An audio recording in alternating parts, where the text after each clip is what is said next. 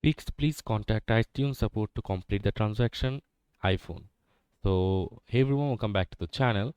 So the possible reasons why this occurs, it's for payment issues. Like the most common reason is a problem with the payment method like credit card or etc. According to Apple support, this could be due to an expired card, insufficient balance, or the card being declined by your bank, or any unpaid orders. Like you might have an unpaid order in your purchase history, and some account problems. Like in some cases the issue could be related to your Apple ID or account settings.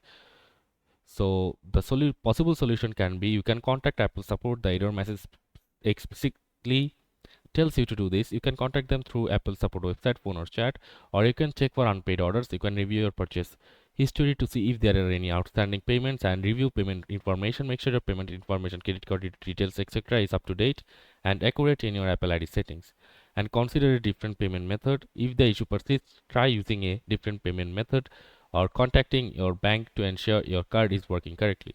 And the last you can do is update your iOS. Ensure your iPhone is up to date to the latest version of iOS, as this may solve some compatibility issues.